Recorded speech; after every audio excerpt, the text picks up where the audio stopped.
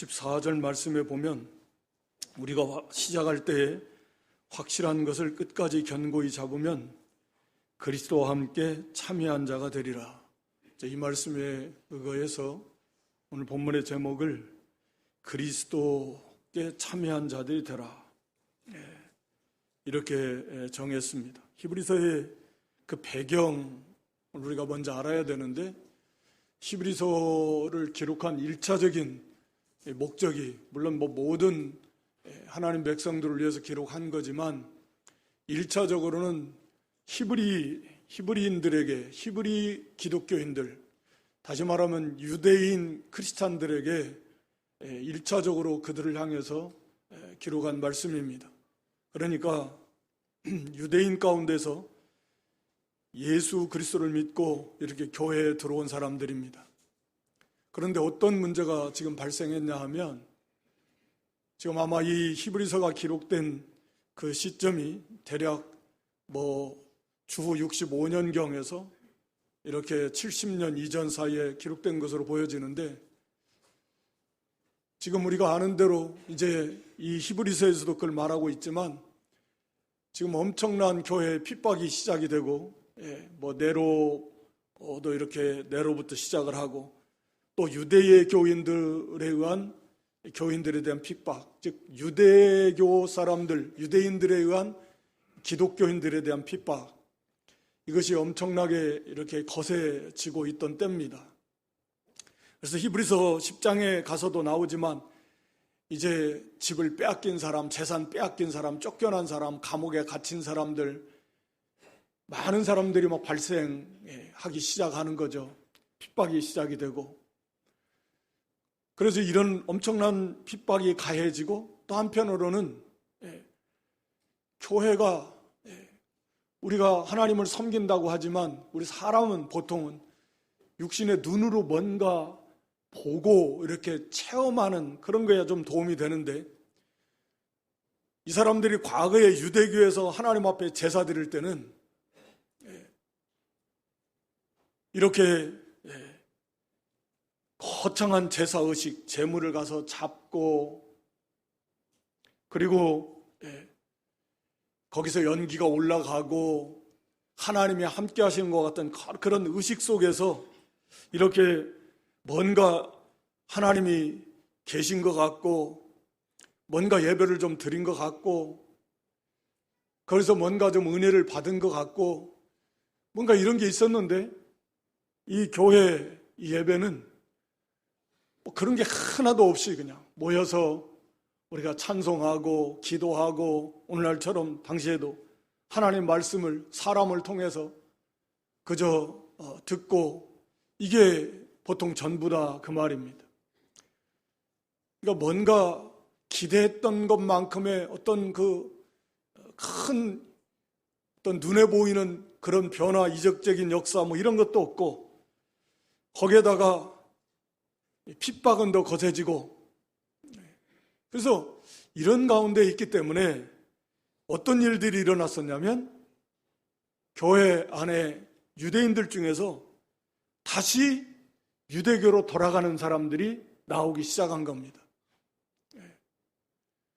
다시 유대교로 돌아가는, 대단한 것처럼 해서 예수를 믿기는 믿었는데, 보니까 구약에 자기들이 어려서부터 늘 배워오고 또 참여했던 그런 유대교, 거기에 천사들, 모세, 당시에도 대제사장과 제사장들, 이런 거창한 의식과 제도들, 오히려 이런 것들이 훨씬 더 매력적이고 뭔가 거기에 더 하나님의 역사가 있는 것 같고, 그런 유혹이 들어오고, 거기에 합해서 핍박도 함께 거기에 가해지고, 그러니까 견고하게 믿음에 서지 못한 사람들, 예수 그리스도를 확신하지 못한 사람들이 교회 안에 있으면서도 흔들려가지고 핍박이 가해져, 빼앗겨, 갇혀, 맞아, 심지어는 잘못하면 죽임당할 수 있어. 교회를 떠나고 다시 유대교로 돌아가자. 그리고 당시에 유대교는 로마에서 인정해준, 예배를 인정해준, 모임과 그들의 제사를 인정해준 그런 종교이지만 기독교는 인정해주지 않았다라는 거죠. 이게 이제 우리가 아는 대로 이 컨스탄틴 대제, 이거 자막 지워주세요. 컨스탄틴 대제 때 이렇게 주 313년인가요? 330년인가 갑자기 연도는 뭐 정확하지 않은데, 그때 이제 비로소 로마에서 인정한 그러한 국교가 되는 거죠. 그러니까 그러기 전까지는 이 교회가 한마디로 말하자면 불법적인 그런 교회가 되는 것입니다. 자막 지워주세요, 방송실. 그러니까 그런 불법적인 교회이기도 하고, 핍박은 거세지고, 그리고 또 이런 유대교에 대한 과거에 그런 유혹이 자꾸 생기고, 그러니까 이 교회 안에 있던 유대인 크리스찬들이 말씀드린 대로 교회를 떠나간다. 그리고 거기에 흔들리는 사람들이 막 생기기 시작했다라는 것.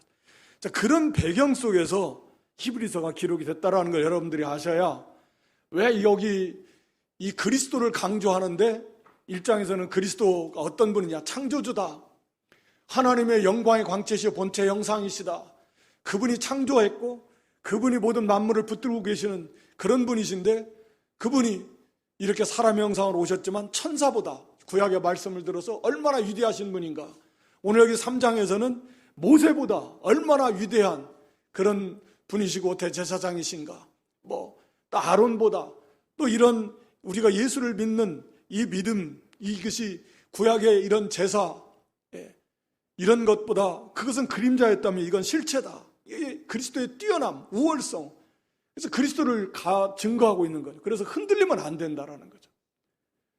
미혹당하면 안 된다라는 거죠. 환난 핍박 유혹에 굴복하면 안 된다라는 거죠. 그리스도를 확실히 알아야 된다는 거예요. 그 믿음에 굳게 서야 된다라는 거죠.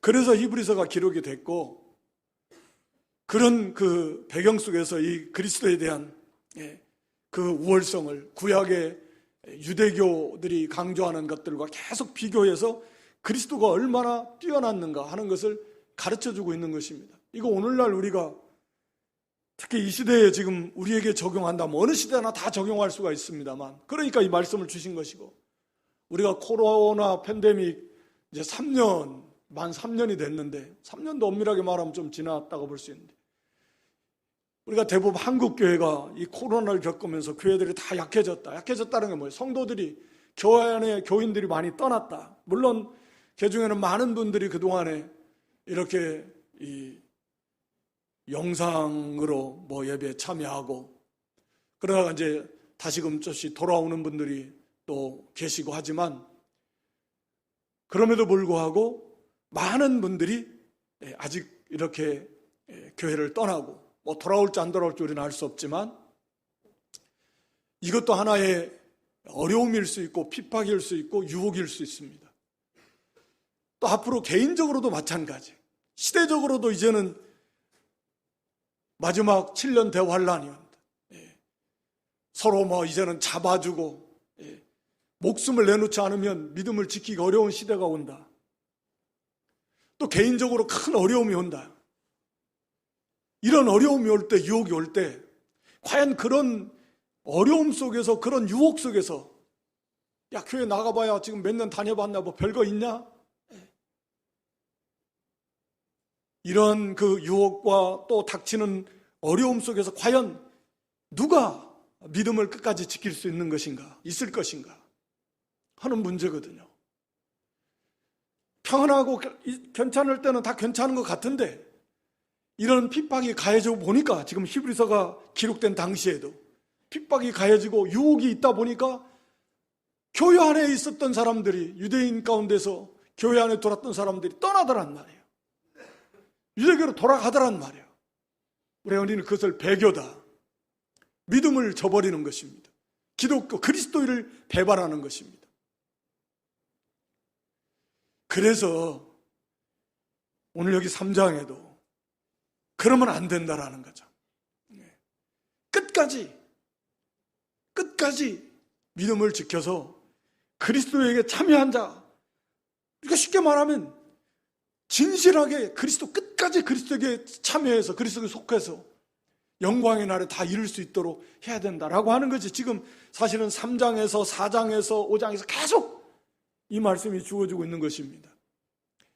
이거 무슨 소리야, 믿으면 다 구원받는데 뭘 자꾸 그런 얘기를 해, 이렇게 생각할지 모르지만 다시 말씀드립니다. 당시의 사람들도 다 그렇게 생각했어요. 근데 환란이 오고 유혹이 오다 보니까 이제 갈라지더라는 거죠. 거기서 믿음을 떠나는 사람들이 생기기 시작했다라는 거죠. 그래서 이건 참 오늘 여기 염려 12절에 보면 너희 가운데 악심을 품고 살아계신 하나님께서 떨어질까 염려해야 된다. 4장 1절에 가서 보면 그러므로 우리는 두려워하라. 이거 정말 두려운 문제예요. 오늘 본문의 말씀은 그래서 참으로 구원받은 형제들, 거기 1절에 그래요. 그러므로 함께 하늘의 부르심을 본 거룩한 형제들아, 이 구원받은 성도들을 향해서 주는 말씀이에요. 함께 하늘의 부르심을 입은 거룩한 형제, 우리 성도들아, 우리가 이 믿는 믿음에 굳게 서서 끝까지 떨어지지 말고, 믿음에서 떠나지 말고, 배교에 참여하지 말고,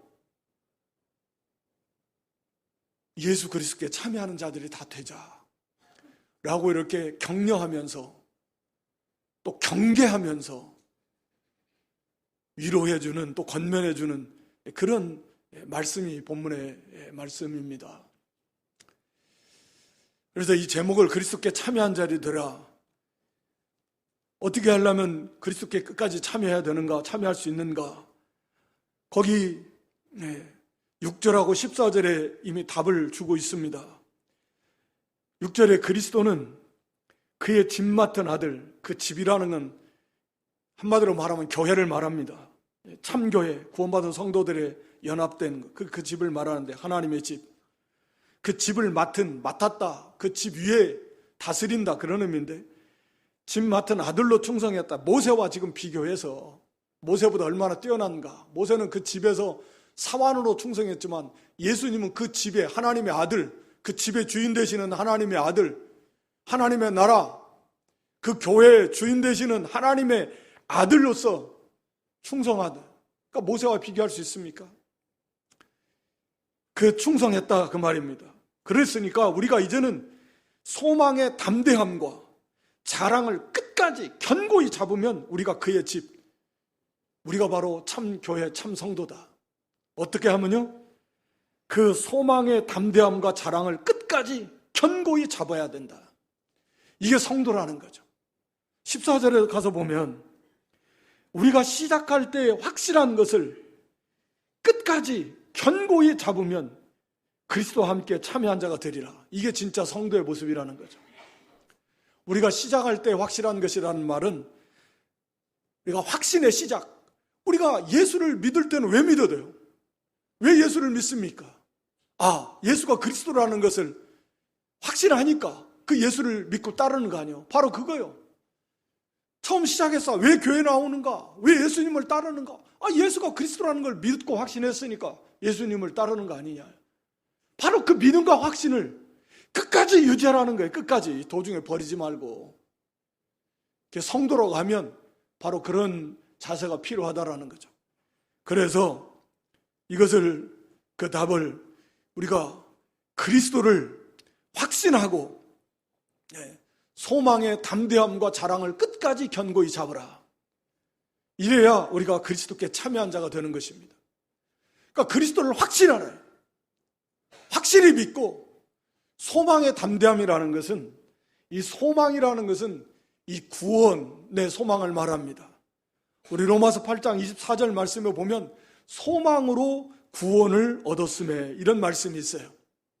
소망으로 뭘 얻어요? 구원을 얻었습니다. 소망은 뭐 때문에 생겨요? 믿음이 있으니까 그게 소망이 되는 것입니다.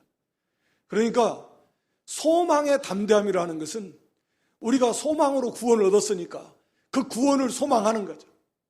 부활의 산 소망, 천국의 산 소망, 우리 주님의 재림, 그 영광의 우리 구원의 완성의 산 소망, 그 구원의 산 소망이에요.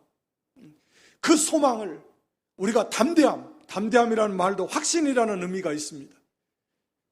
그 소망을 확고하게 붙잡고 그 소망을 자랑으로 여기면서 끝까지, 여기 끝까지가 중요해요. 여기 14절에도 끝까지라고 말합니다. 끝까지. 중도에 어째요? 중도에 져버리는 사람들이 있어요. 우리 씨 뿌리는 비유에서 처음에는 그 자갈밭 비유에서 어떻게 됩니까? 이게 자라났어요. 근데 해가 돋으니까 그냥 타서 말라서 없어져 죽어버렸습니다. 이걸 예수님이 설명해 주면서 처음에는 말씀을 기쁨으로 받아요. 근데 뭐가 오니까? 말씀 때문에, 믿음 때문에 핍박이 오니까, 환란이 오니까 그만 어떻게 해요? 오늘 여기 히브리서 이 대상 떠났던 사람들처럼 그만 믿음을 배반합니다. 그런 사람들이 교회 안에 분명히 있다라는 거예요. 그래서 이 끝까지라는 말을 계속해서 쓰고 있는 것입니다. 마태복음 24장 9절로 13절 말씀을 보면 마태복음 24장 9절에서 13절에 말세 현상에 대해서 예수님 말씀하시면서 이제는 사람들이 막 환난 가운데 처하니까 서로가 서로 이렇게 막 죽이고 넘겨주고 그렇게 되게 될 것이다. 계속해서 보여줘 보세요. 10절에도 그러니까 많은 사람들이 시험에 빠지고 서로 잡아주고 미워하고 그리고 사랑은 식어지고 많은 사람들이 교회를 떠나게 될 것입니다. 그러나 뭐요? 끝까지 견디는 자는 구원을 얻으리라. 끝까지 견디는 사람. 이게 성도입니다. 진짜 성도예요. 끝까지 견디는 사람. 끝까지 믿음을 지키는 사람. 이게 성도입니다. 요한계시록 2장 26절에도 보면 요한계시록 2장 26절 이기는 자와 끝까지 내 일을 지키는 그에게 만국을 다스리는 권세를 준다. 이기는 자 그리고 어떤 사람이 끝까지 내 일을 지키는 그에게 끝까지 지켜야 됩니다. 우리 요한계시록 14장 9절로 12절 말씀도 보겠습니다. 거기 또 다른 천사고 셋째가 그 뒤를 따라 큰 음성으로 가로되 만일 누구든지 짐승과 그의 우상에게 경배하고 이마나 손에 표를 받으면 그도 하나님의 진노의 포도주를 마시리. 그 진노의 잔에 섞인 것이 없이 부은 포도주. 그러니까 이 당시의 환란에 우상, 짐승에 경배하지 않는, 우상에 경배하지 않는다면 그 사람들은 죽이거나 매매할 수 없는 이 기본권을 박탈해가지고 살 수 없게 만들어버린 핍박이 온다라는 거죠. 도저히 살 수 없으니까 거기에 굴복하게 된다. 그러나 거기에 만약에 굴복한다고 하면 누구든지 하나님의 영원한 진노의 포도주, 영원한 형벌을 받게 될 것이다. 밤낮 쉼을 얻지 못하리라. 그래서 12절, 13절에 보면요, 성도들의 인내가 여기 있다. 성도들은 이걸 알기 때문에 끝까지 믿음을 지킨다 그 말입니다. 여기에 끝까지라는 말은 없지만 그 의미가 포함되어 있는 거예요. 성도들의 인내가 뭐예요? 끝까지 참는 거 아니에요. 성도들의 인내가 여기에 있습니다. 이걸 알아요. 그래서 끝까지 참는 것입니다. 하나님의 계명과 믿음을 지키는 자니라. 성도들의 인내가 여기에 있는 것입니다.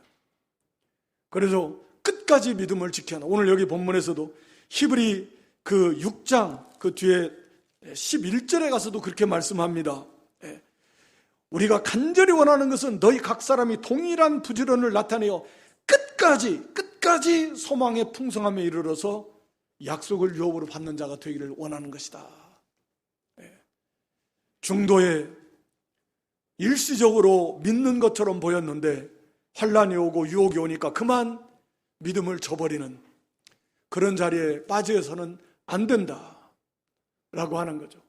끝까지 그 믿음의 끝까지 어떠한 유혹이 오고 어떠한 환란, 어떠한 고난이 와도 그 믿음을 지켜야 된다. 그게 진짜 성도다. 이 코로나 앞으로 이보다 훨씬 더 확률이 아니라 말씀의 근거에서 본다면 우리가 겪어보지 못한 어려운 일들이 더 큰 어려움, 더 큰 혼란스러운 더 큰 두려운 일들이 일어나게 될 것이다. 성경이 말하고 있잖아요. 주님의 재림이 가까울수록.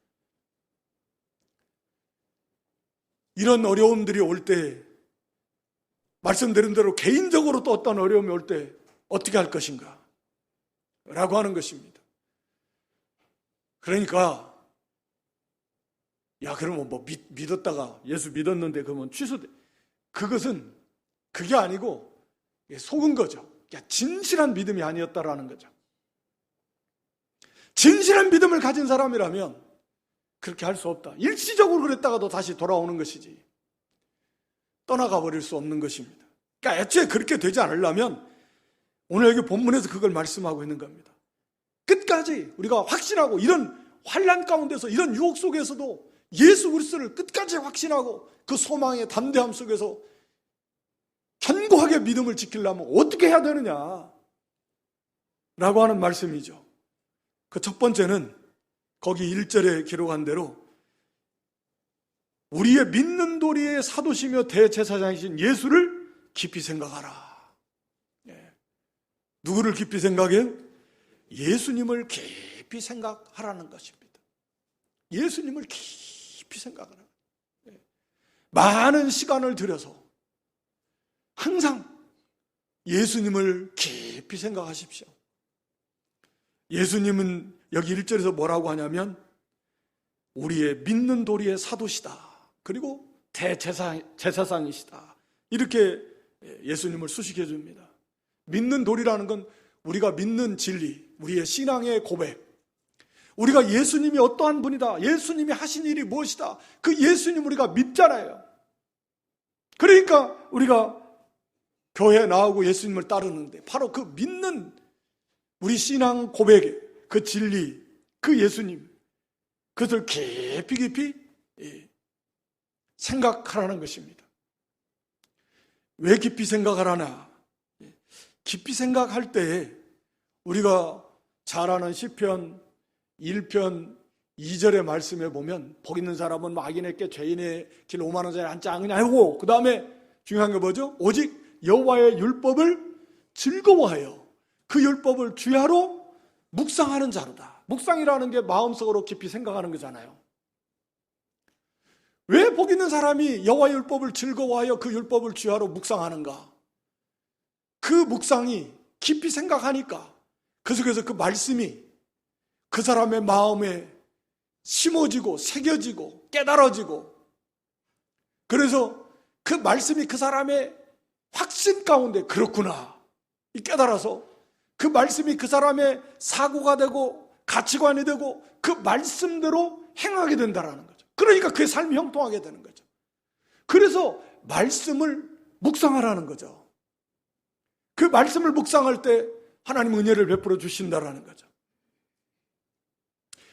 그 시편 49편 3절 말씀만 보면 시편 49편 3절에 내 입은 지혜를 말하겠고 내 마음은 명철을 묵상하리로다. 여기 명철을 묵상하리로다 그랬는데요, 바른 성경은 이 말씀을 그냥 쉽게 내 마음의 묵상은 깨달음을 가져올 것이다. 이 명철이라는 말이 이 깨달음, 지식, 이해, 분별 이런 의미거든요.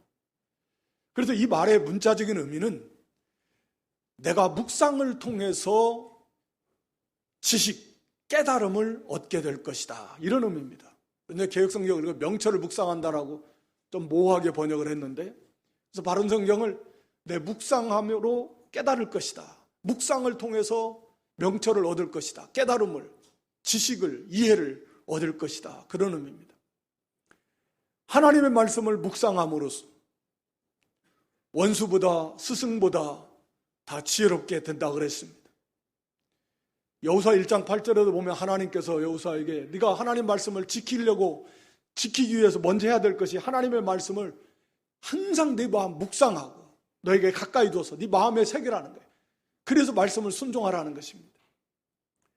그러니까 말씀을 묵상할 때 그게 그 여기 예수님을 깊이 묵상할 때 예수님을 깨닫게 되고 예수님이 메시아심을 확신하게 되고 예수님에 대한 믿음이 더욱 견고해지고 예수님을 더 그만큼 깨달아 알게 된다. 그래서 예수님을 깊이 묵상해야, 예수님에 관한 진리를 깊이 묵상해야 그 가운데서 하나님의 은혜 속에서 예수님을 확신할 수 있고, 그분의 십자가 부활, 그분의 하나님의 아들, 오직 예수 그리스도만이 우리 구원의 주님, 이런 확고한 믿음에 설 수 있는 기본적인 토대.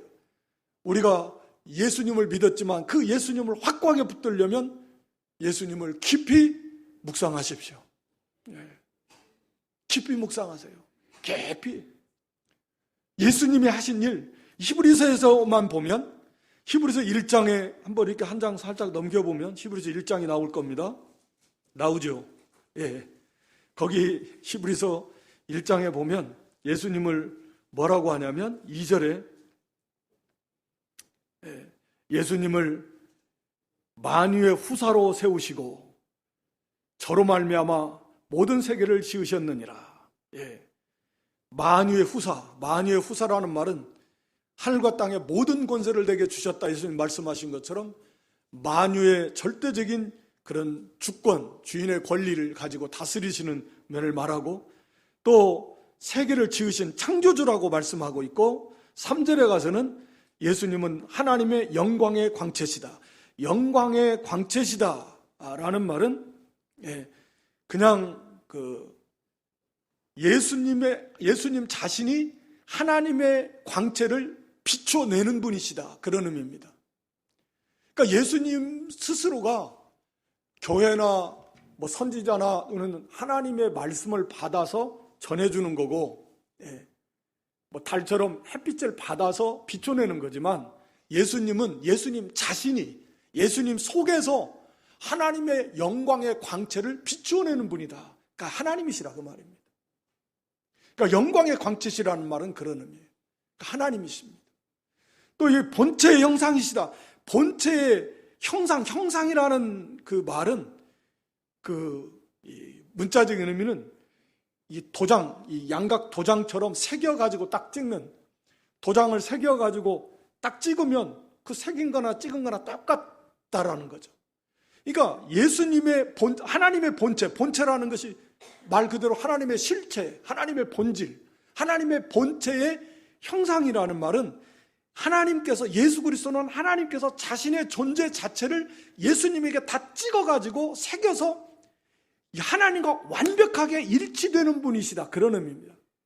그러니까 성부 하나님과 예수님은 완전히 일치되는, 완전하게 일치되는 분, 하나님이시라는 거죠. 그 예수님 안에서 하나님의 광채를 그냥 비춰내시는, 하나님의 광채, 하나님의 빛을 비춰내시는 분, 그게 영광의 광채시고 하나님과 똑같은 분, 그런 본체의 형상이시다. 바로 예수가 그런 분이십니다. 만물을 말씀의 능력으로 붙들고 만물을 섭리하고 다스리시는 분이 예수 그리스도시고, 죄를 정결케 하시는 일, 십자가, 그리고 부활하셔서 높은 곳에 계신 유엄의 우편에 앉으신다. 간략하게 다 말씀하고 있습니다. 2절 3절에 십자가에서 대속의 죽음을 죽으시고 부활하시고 승천하셔서 하늘보좌 우편에 앉아 계시는 그분이 바로 예수 그리스도, 우리 믿는 신앙 고백의 사도라는 말은 보내심 받았다. 하나님이 직접 보내신 분은 예수 그리스도밖에. 하나님께서 하나님의 모든 은혜, 모든 진리, 우리 요한복음 1장에 나온 대로 은혜와 진리가 충만한 하나님의 은혜, 하나님의 진리가 그리스도 안에 다 있습니다. 하나님이 보내신 사도, 하나님의 전권대사, 그분이 바로 예수 그리스도십니다. 그래서 그분을 깊이 이 말씀 묵상하면서 예수님을 깊이 생각하라. 예수님이, 그러면 그 예수님에 대한 그런 확고한 그런 믿음이 하나님 은혜 속에서 그 마음속에 새겨지게 될 것이다. 그래서 어떠한 유혹이 오고 환란이 오고 핍박이 온다고 해도 예수님을 믿는 믿음에서 흔들리지 않고 떠나지 않을 수 있다. 예수를 깊이 생각해야 하라 하는 말입니다. 그 다음에 두 번째는 거기 이제 7절 이하에서 쭉 주시는 말씀인데, 구약의 이스라엘 백성들이 광야에서 실패했던 사건을 예를 들어서 우리에게 주시는 말씀입니다. 구약에 우리가 여기 16절부터 보면은 모세를 쫓아서 애굽에 나온 사람, 그들이 하나님의 진노를 받아서 광야에서 다 멸망했고, 가나안 땅에 들어간 사람들은 여호수아, 갈렙, 그리고 20세 그 미반된 자녀들, 제2세들, 그런 사람들 가나안 땅에 들어갔습니다. 이것은 우리에게 신약시대를 살아가는 모든 성도들에게 주는 하나의 모형적인 실제적인 사건이었다. 어떤 모형이냐? 하나님께서 애굽에서 그들을 불러낼 때 모세를 통해서 가나안 땅으로 그들을 인도하시겠다라고 약속하시고 그들을 애굽에서 건져냈습니다. 바로 이것은 오늘날로 말하면 하나님께서 우리를 천국으로 인도하시겠다고 우리를 애굽 같은 세상에서 구원해냈다, 건져냈다, 거기에 참여한 자들이다, 이것을 나타내는 하나의 모형적이고도 실제적인 사건이라는 것입니다. 그러면 그 애굽에서 나온 모든 이스라엘 백성들이 다 가나안 땅에 들어갔느냐? 우리가 잘 아는 대로 못 들어갔습니다.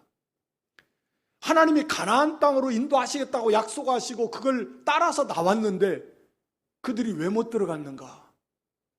왜 못 들어갔는가? 결국은 결론적으로 말하면 19절에 보면 이러보건대 저희가 믿지 아니하므로, 하나님을 따라서 모세를 따라서 애굽에서 나왔는데 결국은 믿지 않았다라는 거죠. 하나님께서 그들을 가나안 땅으로 인도해 주실 것이다라고 하는 그것을 믿지를 않은 거예요.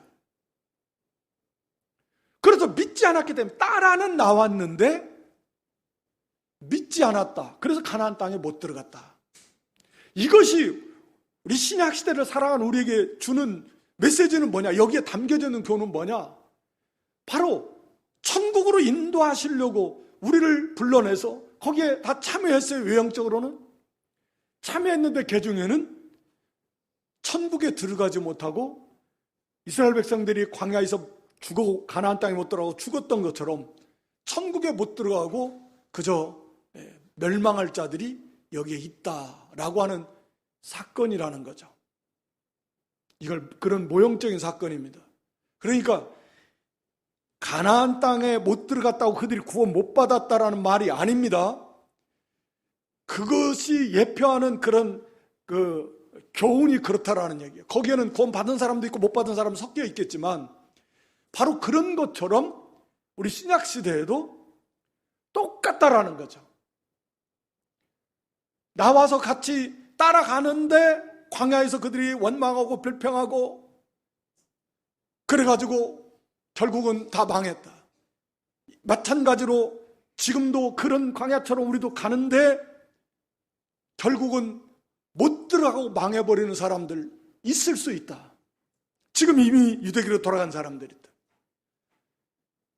그래서 그 실패를 통해서 뭘 경험하냐면 예수를 깊이 생각해야 되고, 왜 이들이 그렇게 됐는가? 그런 자리에 빠지지 않으려면 어떻게 해야 되느냐? 거기 7절 이하에 말한 대로 성령이 이르신 바와 같이 오늘날, 언제나 이건 현재형입니다. 오늘날 지금 우리도 너희가 그분의 음성을 들을 때, 말씀을 들을 때에는 8절에 말한 대로 노하심은 격동하여 광야에서 시험하던 때와 같이 너희 마음을 강팍케 하지 말라. 그래서 두 번째는 마음을 강팍케 하지 말라는 것입니다. 첫 번째, 예수님을 깊이 생각하고, 예수님을 깊이 생각하면 당연히 마음이 강팍하게 되겠습니까? 그렇지 않습니다. 그러나 한편으로는 우리가 마음을 강팍하게 하지 말라. 마음을 강팍하다라는 말은 우리가 잘 아는 대로 길가와 같은 마음이요.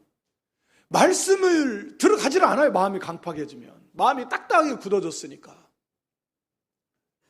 그러니까 마음을 강팍하게 하지 않으려면 거기 10절에 그러므로 내가 이 세대를 노하여 가로되 저희가 항상 마음이 미혹되어, 항상 마음이 미혹이 돼가지고 내 길을 알지 못하는도다. 마음이 항상 미혹이 됐다라는 거예요. 이 사람들이 지금 겉으로는 애굽에서 나와가지고 모세를 중심으로 해서 지금 하나님의 구름기둥, 불기둥을 따라서 겉으로 볼 때 하나님을 따라가는 것처럼 보이는데 이 사람들의 마음은 항상 미혹이 되어 있었다. 처음부터. 그래가지고 하나님의 길을 몰라요. 하나님이 인도하시는, 왜 광야를 가야만 되고, 왜 이렇게 먹을 것도 없고 마실 물도 없고 왜 이 땅에 살아가는데 고난이 있어야 되냐, 왜 이렇게 어려운 일을 겪어야 되냐, 하나님이 인도하시는 그 하나님의 길을 알지를 못해요. 그러니까 막 진짜 하나님 계신 게 맞냐, 그러니까 막 시험하고, 하나님 계시다면 어떻게 이런 일이 생기냐, 이런 말이나 하고, 하나님 계신 증거를 한번 보여, 하나님 진짜 할 수 있어? 이 많은 사람을 무슨 수로 먹여? 그렇게 계속 시험하는 거죠. 하나님 보여줘도 결국은 마음이 미혹되어 있기 때문에 하나님의 길을 몰라요. 하나님이 인도하시는 그 하나님의 뜻을 모릅니다. 마음이 왜 미혹이 되어 있어요? 죄의 유혹이라 그랬는데, 거기 13절에는 누구든지 죄의 유혹, 미혹, 죄의 유혹으로 강팍게 됨을 만하라. 그러니까 미혹이 돼가지고 마음이 미혹이 되는 것은 기본적으로 죄의 유혹인데 거기에 빠지니까 강팍하게 되는 것입니다. 그러니까 결국 이 욕심이에요, 욕심. 항상 미혹됐다라는 것은 이 욕심을 버리지 못했기 때문에 그렇습니다. 욕심. 욕심을 버려야 된다. 우리가 디모데전서 6장 9절로 10절에도 보면 우리 이 욕심, 돈을 사랑하고 부자가 되겠다라고 하면은 미혹을 받아요, 미혹. 그래서 이 10절에 미혹을 받습니다. 미혹을 받아가지고 믿음에서 떠나요. 그렇게 됩니다. 그러니까 이거 욕심 버려야 됩니다. 마음이 굳어지지 않으려면. 마음이 굳어지면 아무리 말씀을 뿌려도 안 받습니다. 들어가지가 않아요. 야고보 1장 14, 15절도 사람이 시험을 받는 것은 자기 욕심. 그러니까 욕심에 끌려 미혹이 됐다. 욕심에 끌려가지고 미혹되는 거예요.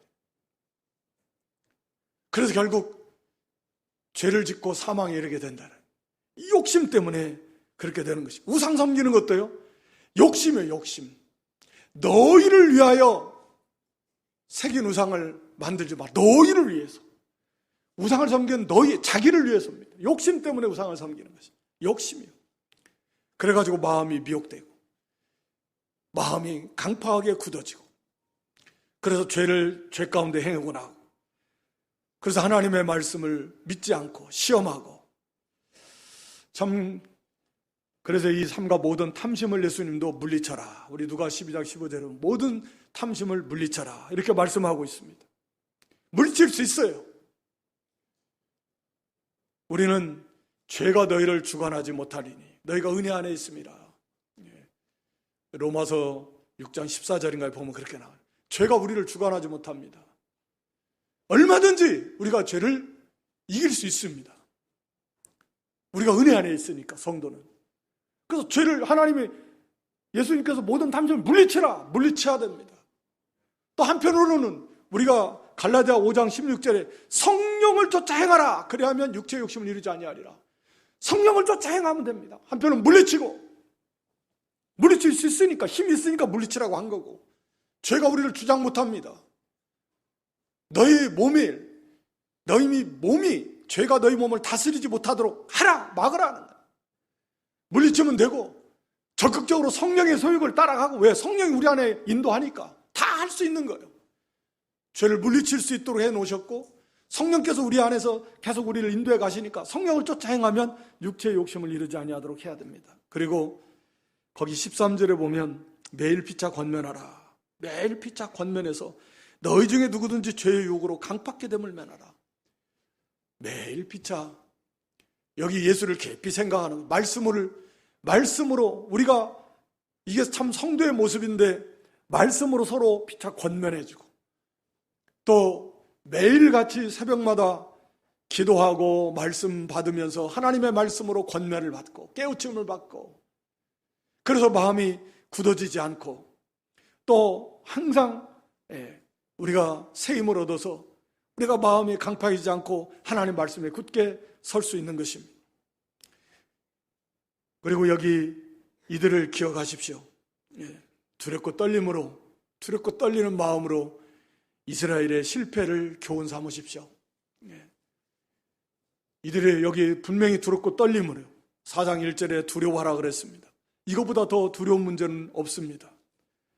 하나님으로부터 떨어져 나가는, 그리스도에 참여하지 못한다면, 시작은 같이 했는데 중간에 환란이 오고 유혹이 오니까 그만 떨어져 나가 버린다. 분명히 교회 안에는 없으면 좋겠지만 성경은 있다 그랬습니다. 섞여 있다 그랬습니다. 정말 두려운 문제예요. 그러니까 바라기는 교회는 지상교회를 말하는 거니까 어떤 교회는 100% 순수 알곡들만 있는 교회도 있을 것이고, 어떤 교회들은 알곡과 가라지가 섞여 있는 교회도 있을 것이고, 비율은 다 다를 것입니다만, 바라기는 우리 교회가 알곡들만 가득한, 단 한 영혼도 떨어져 간 그리스도에 참여하지 못하는 그런 성도가 없기를 바랍니다. 우리가 앞으로도 어떠한 유혹이, 어떠한 핍박이 개인적으로나 시대적으로, 그건 시대적으로는 분명히 올 것이고, 개인적으로도 어떤 어려움 겪을지 알지 못하지만 그러나 분명히 있을 것입니다. 그럴 때라도 우리가 흔들리지 않고 끝까지 믿음을 지키려면, 끝까지 그리스도에 참여한 자들이 되려면 우리가 깊이 예수님을 묵상하시고 진리를 묵상하시고 깊이 생각하시고, 그리고 마음이 굳어지지 않도록 날마다 우리 욕심을 쳐서 물리치고 성령의 소욕을 따라 행하고 매일매일 말씀으로 권면을 받으십시오. 매일 말씀을 읽으시고, 새벽마다 나오시기 힘들면 매일매일 말씀을 읽으시고, 또 이렇게 우리가 배운 말씀을 책임질하시고 그 말씀으로 계속 하나님의 권면을 받으십시오. 그래서 마음이 굳어지지 않도록 힘을 쓰십시오. 그리고 이 실패에 두렵고 떨림으로 교훈을 받아서 결단코 그 자리에 내가 가지 않겠다, 이런 마음을 가지고 우리가 언제나 예수님과 더 친밀한 가운데서 끝까지 견고하게 이 믿음에 서서 어떠한 유혹, 어떠한 환난도 다 이겨나가고 영광의 그 나라에 다 이룰 수 있는 그런 믿음 되시기를